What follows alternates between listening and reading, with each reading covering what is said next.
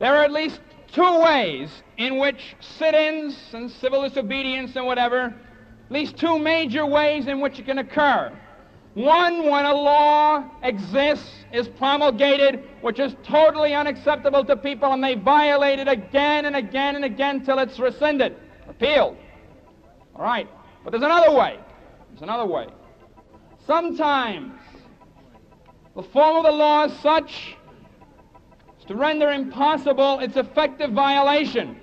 There's a method to have it repealed. Sometimes the grievances of people then to a whole mode of arbitrary power, a whole mode of arbitrary exercise of arbitrary power. And that's what we have here.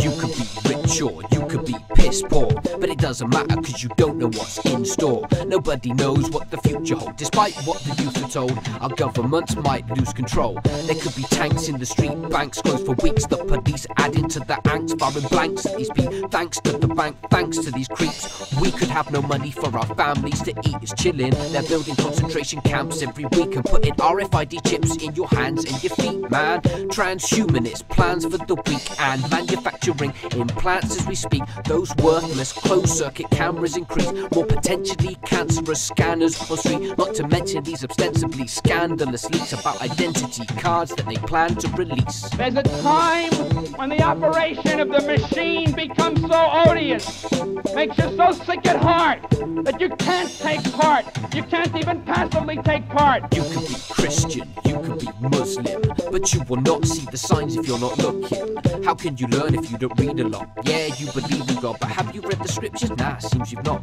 You praise to the Lord based on ancient reports that came from a paganist sort. You claim your faith strong, but you still blaze bongs of drawers. You say that ain't wrong because you pray for the poor. You're the first to go to church, well, ain't that a bore? See, the fact is your taxes pay for the war. Your behaviour is poor. I'm amazed that you thought you witnessed the second coming of that saviour of yours. You're running straight to Satan, and of course the temptation of fame that he claims the reward. Retard, please start to be smart, be sharp like Archangel Gabriel's sword. And you've got to put your bodies upon the gears and upon the wheels, upon the levers, upon all the apparatus, and you've got to make it stop. You've got to make it stop, and you've got to make it stop. You could be a graduate, but there's knowledge that you're passing up. Oh sodic, you're not learning fast enough. Go back to college, acknowledge that nearly half the stuff you learn is bollocks. But let's not pass the buck. Let's not blame the teachers, it's the curriculum and the government governors that are picking them.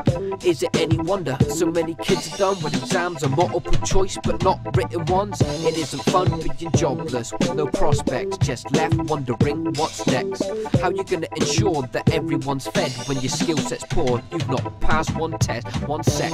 How you gonna feed your wife if you cannot even read or write?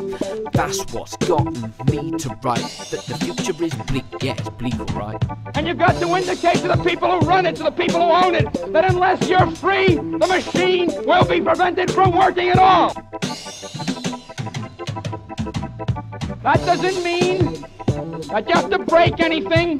1,000 people sitting down someplace not letting anything happen can stop any machine, including this machine, and it will stop.